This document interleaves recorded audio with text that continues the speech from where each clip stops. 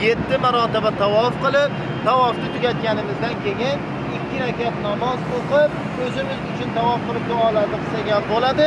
O'tgan otalarimiz, onalarimiz birorta yaqinlarimizga bag'ishlamoqchi bo'ladigan bo'lsak, ana shu o'tganlarning haqqiga tavof qilib, savobini bag'ishlasa ham inshaalloh savobi, ajri juda ulug'.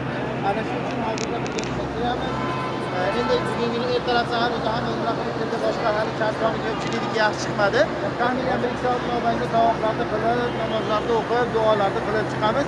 Ertagalik kunda esa inshaalloh umra badal qilgani Oysha onamizni masjidlariga boramiz. Xo'p. Nafil tavof qilar ekansiz. Bismillahirrohmanirrohim, Allohu akbar deb nafil tavofni boshladingizmi?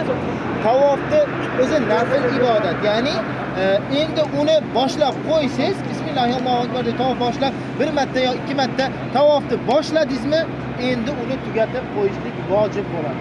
Agar uni 1 marta aylanib tashlab chiqsangiz, 3 marta aylanib tashlab chiqib, keyin uni tugatib qo'ymaydigan bo'lsangiz, tarki vojib qilgan bo'lasizda, gunohkor bo'lib qolishingiz mumkin. Mana shunda gunohkor bo'lib qoladi. Ya'ni 1 marta 2 marta aylanib beparvo bo'lib ketaversa, agar charchasangiz, qiynalsangiz, tahoratingiz buzilsa, qandaydir holat bo'ladigan bo'lsa, tavofni to'xtatasiz. Tahoratingiz buzilgan bo'lsa, chiqib tahoratingizni qilib qaytib kirasiz.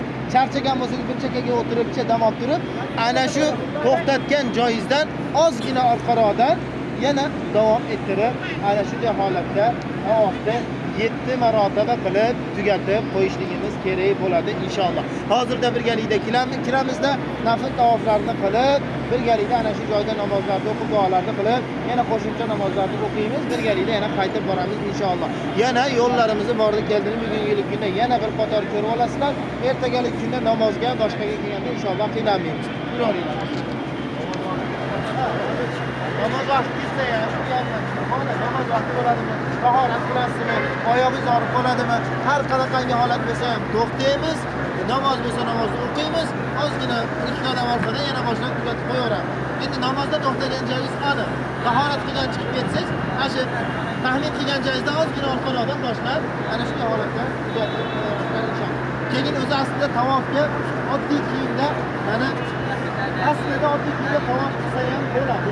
Lekin endi Saudiya hukumatining mana shunday ehromsiz kirgizmasligining sababi umra qilayotganda ko'pchilikka zarar berib qo'yilgan odam ko'payib boshqarib oddiy kiyimlarni kirgizmay qo'ygan. To'g'ridan chiqadigan bo'lsak, ikkinchi etaji bor. Ana shu joyda bemalol oddiy kiyimlarda kelib, masofasi katta-yu, lekin oramizda yoshlarimiz boshqalar yo'q. Ana shu tepada ham bemalol tavof qilib, oddiy kiyimda kelgan vaqtingizda ham tavoflarni qilib, namozga ham oddiy kiyimda tepada to'g'ridan kirsangiz ham bo'ladi. Chap qo'lda alohida namozxonalari bor. Haligi namoz o'qiydigan gilamlar solingan joylar. Ana shu tarafga namoz o'qisanglar ham bo'ladi. Oddiy kiyimda tavof qilmoqchi bo'lgan erkaklar to'g'ri tepalikka chiqib